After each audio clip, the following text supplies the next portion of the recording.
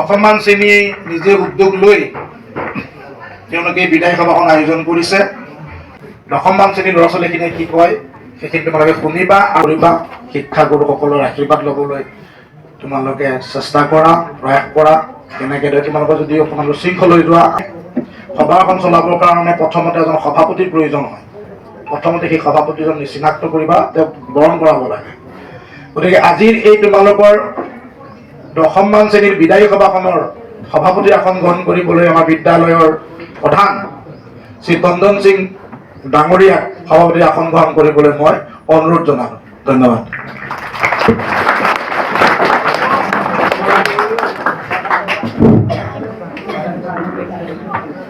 সকলোকে বিহুৰ ওলগ যাচি মই সকলোৰে উপস্থিত থকা আমাৰ সন্মানীয় সহকৰ্মী শিক্ষাগুৰু তথা ছাত্ৰ ছাত্ৰীসকলৰ পৰা সহায় সহযোগিতা কামনা কৰি আজিৰ এই অনুষ্ঠানটিত অনুষ্ঠিত হ'বলগীয়া সভাখনত সভাপতি ৰূপে আসন গ্ৰহণ কৰিবৰ কাৰণে মই আসন গ্ৰহণ কৰিলোঁ। ধন্যবাদ। ইতিমধ্যে আমি আজি আয়োজিত সভাৰ কাম আৰম্ভ হৈছে। সভাপতি আসন গ্ৰহণ কৰাৰ লগে লগে সভাপতি এটা কৰ্তব্য আহি পৰে। সেই কৰ্তব্যৰ আওতাৰ ভিতৰত প্ৰথম কামটো হৈছে সভাৰ উদ্দেশ্য ব্যাখ্যা। সভাৰ উদ্দেশ্য ব্যাখ্যা কৰিব দশমমান শ্ৰেণীৰ ছাত্ৰী বৰ্ষা সিংহ। বৰ্ষা সিংহক মই আজিৰ এই সভাখনৰ উদ্দেশ্য ব্যাখ্যা কৰিবৰ কাৰণে জনাইছোঁ। নমস্কাৰ।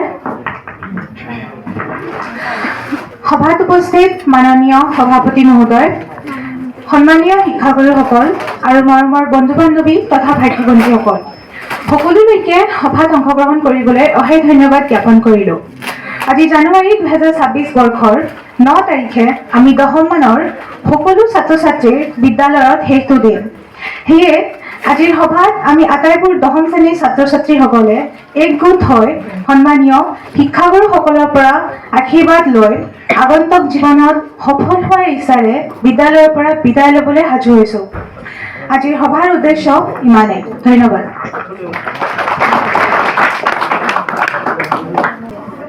ইতিমধ্যে সভাৰ উদ্দেশ্য ব্যাখ্যা কৰিলে তোমালোকৰ সহপাঠী বৰ্ষা সিংহই। উদ্দেশ্য পাঠ কৰাৰ বাবে বৰ্ষা সিংহলৈ মোৰ অশেষ অশেষ ধন্যবাদ জ্ঞাপন কৰিছোঁ। ইয়াৰ পিছৰ কাৰ্যসূচীটো আহিল বিদায়ী ছাত্ৰ ছাত্ৰীসকলৰ দ্বাৰা আমাৰ এই বিদ্যালয়ৰ শিক্ষক শিক্ষয়িত্ৰীসকলক এটা সম্বৰ্ধনা পৰ্ব এটা ৰাখিছে ইয়াতে। গতিকে এই অনুষ্ঠানটি সম্পাদন কৰিবৰ কাৰণে দশমমান শ্ৰেণীৰ ছাত্ৰ ছাত্ৰীসকলক জনোৱা হৈছে। শিক্ষক শিক্ষয়িত্ৰী সম্বৰ্ধনা পৰ্ব। বিদ্যালয়ৰ ভাৰপ্ৰাপ্ত সন্মানীয় চন্দন ছাৰক এখন ফুলাম গামোচাৰে সম্বৰ্ধনা জনাব দশমমানৰ ছাত্ৰ হিমাংশু বৰুৱা। তেখেতক আগবাঢ়ি আহিবলৈ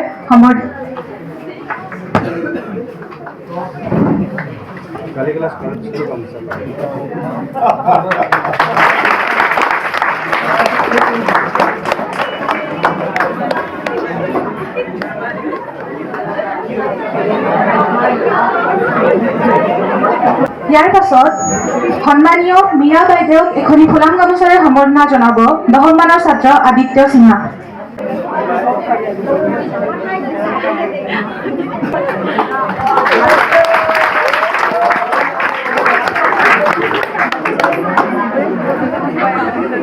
ইয়াৰ পাছত সন্মানীয় কমল ছাৰক এখনি ফুলাম গামোচাৰে সম্বৰ্ধনা জনাব শিৱা বিশ্বাস।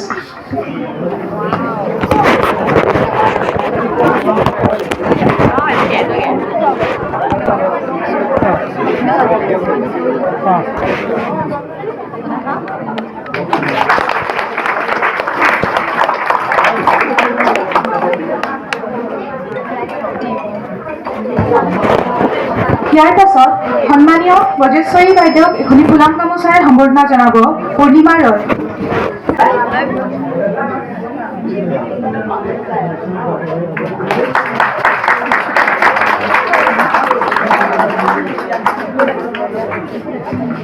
ইয়াৰ পাছত সন্মানীয় অসীম ছাৰক এখনি ফুলাম গামোচাৰে সম্বৰ্ধনা জনাব 10 মানৰ ছাত্ৰী অঞ্জলি কুমাৰী।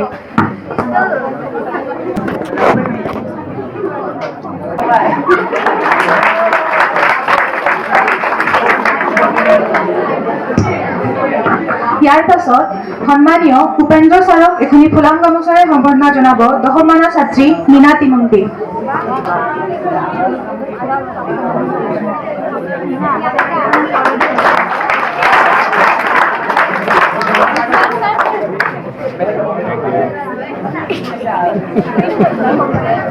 ইয়াৰ পাছত সন্মানীয় সমীৰ বালা ছাৰক এখনি ফুলাম গামোচাৰে সম্বৰ্ধনা জনাব 10 মানৰ ছাত্ৰ মুকুল দাস।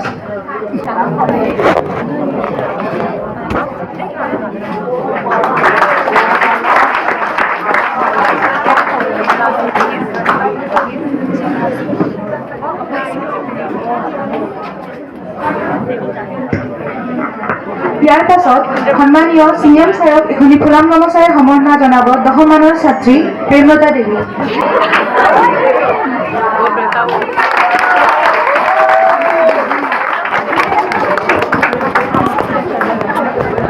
ইয়াৰ পাছত সন্মানীয় সুনীতা বাইদেউক এখনি ফুলাম গামোচাৰে সম্বৰ্ধনা জনাব 10 মানৰ ছাত্ৰী জ্যোতিকা দাস।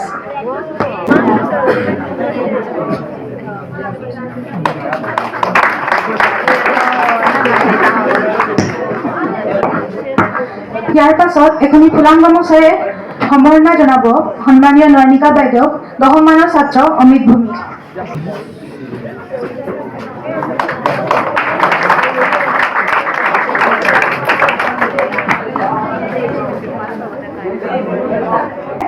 ইয়াৰ পাছত সন্মানীয় ৰাজেশ ছাৰক এখনি ফুলাম গামোচাৰে সম্বৰ্ধনা জনাব 10 মানৰ ছাত্ৰ বিশু দাস।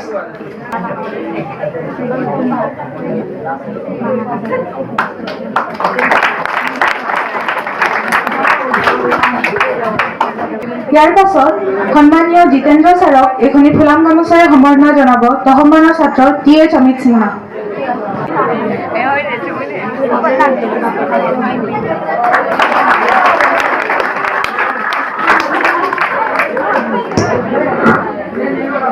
ইয়াৰ পাছত সন্মানীয় মাৰুনা ছাৰক এখনি ফুলাম গামোচাৰে সম্বৰ্ধনা জনাব 10 মানৰ ছাত্ৰ ৰাহুল চৌহান।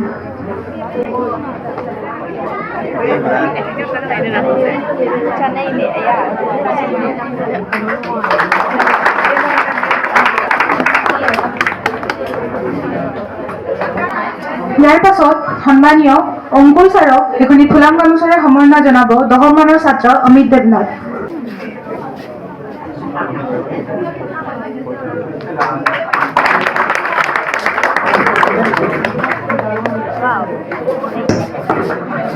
ইয়াৰ পাছত সন্মানীয় অনিল ছাৰক এখনি ফুলাম গামোচাৰে সম্বৰ্ধনা জনাব 10 মানৰ ছাত্ৰী অংকিতা ৰায়চৌধুৰী।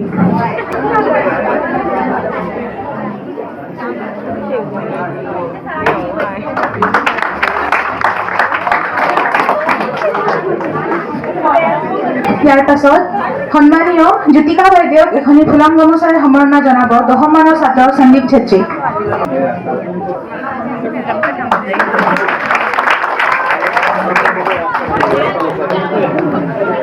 ইয়াৰ পাছত সন্মানীয় শৰ্মিষ্ঠা বাইদেউক এখনি ফুলাম গামোচাৰে সম্বৰ্ধনা জনাব 10 মানৰ ছাত্ৰ এল অভিজিত সিংহা।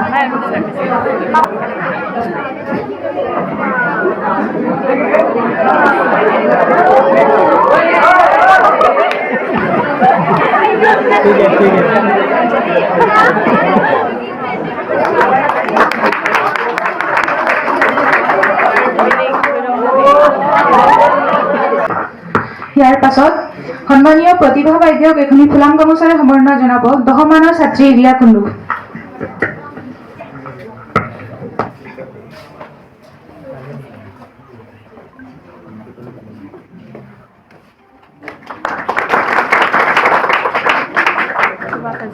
ইয়াৰ পাছত সন্মানীয় অদিতি বাইদেউক এখনি ফুলাম গামোচাৰে সম্বৰ্ধনা জনাব 10 মানৰ ছাত্ৰ ইউৰাজ চৌহান।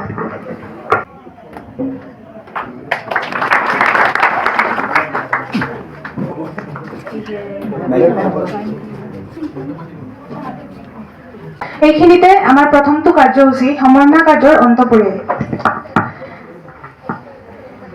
ইয়াৰ পাছত পৰৱৰ্তী কাৰ্যসূচীলৈ আগবাঢ়িব বিচাৰিছো।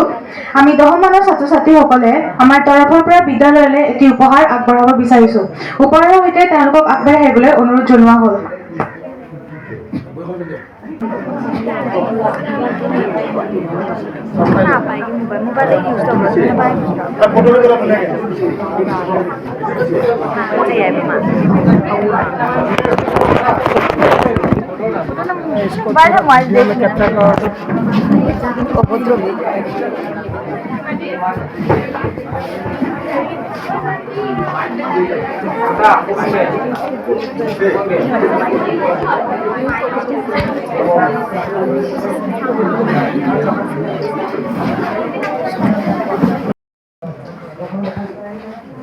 আমাৰ বিদ্যালয়ৰ সন্মানীয় শিক্ষাগুৰুবৃন্দ, উপস্থিত ছাত্ৰ ছাত্ৰীসকল, 10ম শ্ৰেণীৰ বিদায়ী ছাত্ৰসকলে যিখিনি তেওঁলোকৰ স্মৃতিৰ চিনস্বৰূপে আমালৈ যিটো বস্তু দিছে, আমি সাদৰেৰে গ্ৰহণ কৰি তেখেতসকলৰ সকলোলৈকে বিদ্যালয়ৰ তৰফৰ পৰা অশেষ অশেষ ধন্যবাদ জ্ঞাপন কৰাৰ লগতে আগন্তুক পৰীক্ষাত সুকলমে উত্তীৰ্ণ হৈ নিজৰ লগতে বিদ্যালয় চৌপাশ তথা পৰিৱেশ অঞ্চল সকলোতে তেওঁলোকৰ সুনাম অৰ্জন কঢ়িয়াই আনিবৰ কাৰণে আশীৰ্বাদ যাচিছোঁ। ইয়াৰ পিছৰ কাৰ্যসূচীটো আহিছে বিদায়ী ছাত্ৰ ছাত্ৰীসকলৰ ফালৰ পৰা দুই এষাৰ। এতিয়া তোমালোকৰ মাজত দুটামান, বেছি কথা নকবা, দুটামান কথা আমাক কবা। নমস্কাৰ। মাননীয় সভাপতি মহোদয়, সন্মানীয় শিক্ষকগুৰুসকল, মৰমৰ বন্ধু বান্ধৱী আৰু ভাইটি ভণ্টিসকল, মোক আজিৰ সভাৰ দুই এষাৰ ক'বলৈ দিয়াত শিক্ষাগুৰুসকলক ধন্যবাদ জ্ঞাপন কৰিছোঁ। আজি 2026 বৰ্ষত 9 জানুৱাৰীত আমি সকলো 10ম মান শ্ৰেণীৰ ছাত্ৰ ছাত্ৰীসকলৰ বিদায় সভা। পোনপ্ৰথমে সন্মানীয় শিক্ষাগুৰুসকলক অশেষ ধন্যবাদ জ্ঞাপন কৰিব বিচাৰিছোঁ। আপোনালোকে আমাক ইমানখিনি বছৰ শিক্ষা, জ্ঞান, ভাল বেয়াৰ পৰিচয় তথা আমাৰ ভুলবোৰ শুধৰণি কৰোৱাৰ বাবে অশেষ ধন্যবাদ জ্ঞাপন কৰিলোঁ। এই আটাইখিনি বস্তুৱে আমাৰ বাবে অমূল্য। আপোনালোকে দিয়া জ্ঞানখিনি আমি কেতিয়াও পাহৰি নাযাওঁ আৰু আগন্তুক জীৱনত আহি থকা সকলোবোৰ পৰীক্ষাত আপোনালোকৰ পৰা আয়ত্ত কৰা জ্ঞানখিনি ব্যৱহাৰ কৰিম। বিদ্যালয়ত এইখিনি বছৰত অজানিতে কিবা ভুল হ'লে ক্ষমা কৰি দিব। ধন্যবাদ। শ্ৰদ্ধাৰ আজি সভাত সভাপতি মহোদয়, লগতে সভাৰ উপস্থিত মাননীয় শিক্ষাগুৰুসকল আৰু বন্ধু বান্ধৱীসকল আৰু মৰমৰ ভাই ভণ্টিসকল, মোৰ নাম শ্ৰী বিশু দাস। মই আজি আমাৰ বিদায় সভাত দুই এষাৰ কথা ক'বলৈ ওলাইছোঁ। যদি কিবা ভুল ভ্ৰান্তি হয় মোক ক্ষমা কৰি দিব। আমি 6ম মান শ্ৰেণীৰ পৰা 10ম মান শ্ৰেণীলৈ শিক্ষাৰ দিয়াৰ বাবে অন্তৰ পৰা আপোনাক সভক ধন্যবাদ জ্ঞাপন কৰিলোঁ। উত্তম বছৰ কেইটা যদিও আমাৰ পৰা কিবা ধৰণৰ ভুল ভ্ৰান্তি হৈছে আমাক ক্ষমা কৰি দিব। অহা SLC পৰীক্ষাত আমি সফলতাৰে উত্তীৰ্ণ হওঁ, যাতে মাননীয় শিক্ষাগুৰু সকলৰ পৰা আশীৰ্বাদ বিচাৰিলোঁ। ধন্যবাদ। এইখিনিতে ছাত্ৰ ছাত্ৰীসকলৰ ফালৰ পৰা যদি কোনোবাই উপহাৰ দিব বিচাৰিছা তেওঁলোক আগবাঢ়ি আহিবলৈ অনুৰোধ জনোৱা হ'ল।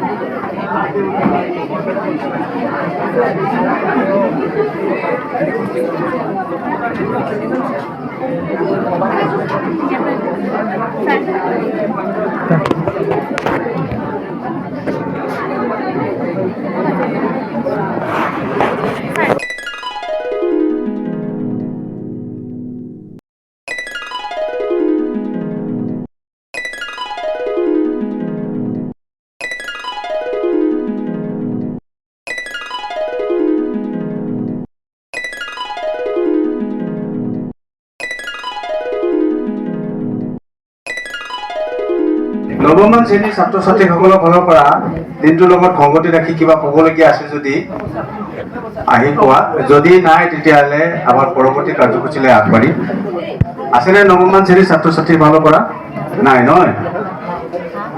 নাই। যিহেতু নৱমমান শ্ৰেণীৰ ছাত্ৰ ছাত্ৰীৰ ফালৰ পৰা কোনো ধৰণৰ প্ৰতিক্ৰিয়া নাই, গতিকে আমি পৰৱৰ্তী কাৰ্যসূচীলৈ আগবাঢ়ো। পৰৱৰ্তী কাৰ্যসূচীটো আছে বিদায়ী ছাত্ৰ ছাত্ৰীসকলক উদ্দেশ্যি শিক্ষক শিক্ষয়িত্ৰীৰ ফালৰ পৰা দুই এষাৰ। মই প্ৰথমে আজি এই অনুষ্ঠানটিৰ লগত সংগতি ৰাখি বিদায়ী ছাত্ৰ ছাত্ৰীসকলক উদ্দেশ্যি পোনপ্ৰথমে দিনটোৰ লগত সংগতি ৰাখি বিদায়ী ছাত্ৰ ছাত্ৰীসকলক উদ্দেশ্যি তোমালোকৰ সকলোৰে প্ৰিয় শিক্ষক আৰু আমাৰ শিক্ষক গোটৰ ফালৰ পৰা সকলোৰে আদৰৰ মোৰ সহকৰ্মী শ্ৰীযুত কমল সিং ডাঙৰীয়া দেৱে দিনটোৰ লগত সংগতি ৰাখি দুটামান ক'বৰ কাৰণে অনুৰোধ জনাইছোঁ।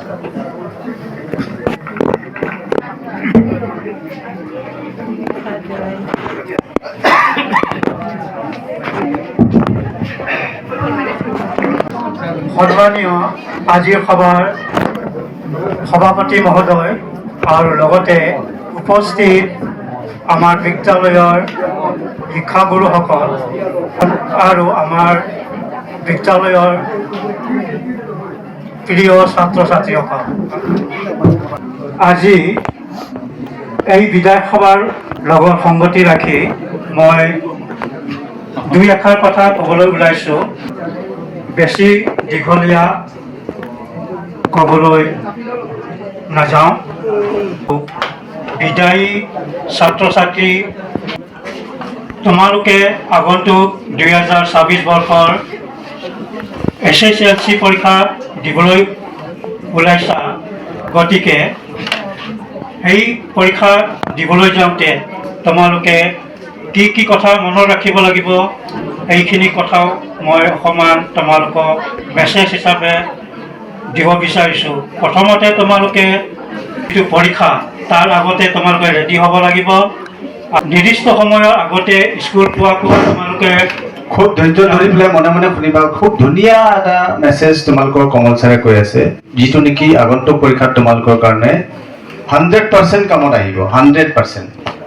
গতিকে তোমালোকে আগতীয়াকৈ ৰেডি কৰি ৰাখিব লাগিব, কাৰণ যিদিনা পৰীক্ষা সেইদিনা তোমালোকে যদি ৰেডি হয় তেনেহ'লে সময়ত মিলাব নোৱাৰিব পাৰা, গতিকে এদিনৰ আগতে তোমালোকে ৰেডি কৰি থ'ব লাগিব। পৰীক্ষাৰ ফলত যেতিয়া তোমালোকে পৰীক্ষা দিবা তেতিয়া 15 মিনিট আগতে তোমালোকৰ বিদ্যালয়ৰ তোমালোকৰ নিজৰ নিজৰ ৰুমত দিয়া হয়। তেতিয়া তোমালোকৰ নিজৰ ৰোল আৰু নম্বৰ বেলেগ বেলেগে থাকিব।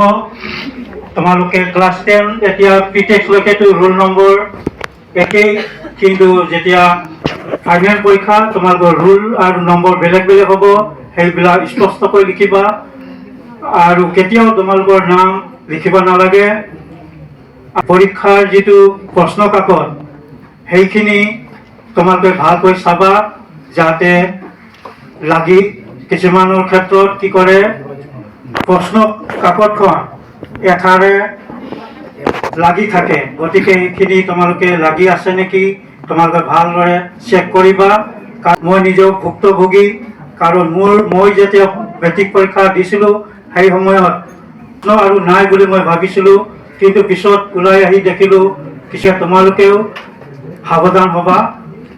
আৰু এটা কথা, ছ'চিয়েল ছায়েন্সৰ ক্ষেত্ৰতো এটা পৰীক্ষাৰ এটা কুৱেশ্যন আহে অকল অন্ধ পৰীক্ষাৰ্থীসকলৰ বাবে, আৰু সেই প্ৰশ্নখিনি কেতিয়াবা মাজত থাকে, আৰু কেতিয়াবা কি কৰে আমাৰ ছাত্ৰ ছাত্ৰীসকলে তাৰ পিছৰখিনি গোটেইখিনি অন্ধ ল'ৰা ছোৱালীৰ কাৰণে হয় বুলি মানে বাকীখিনি নকৰে।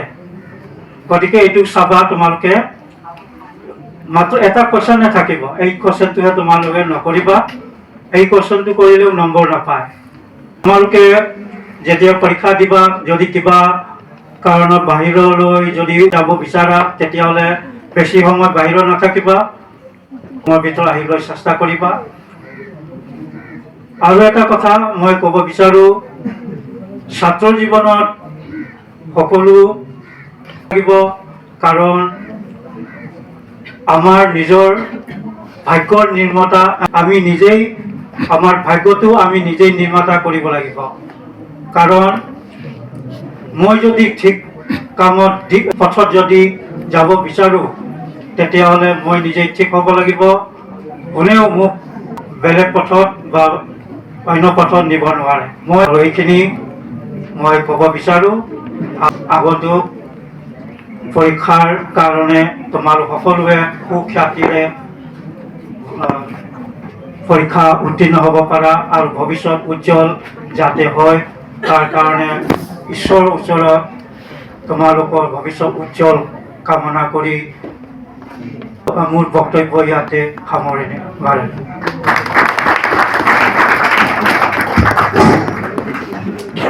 ধন্যবাদ।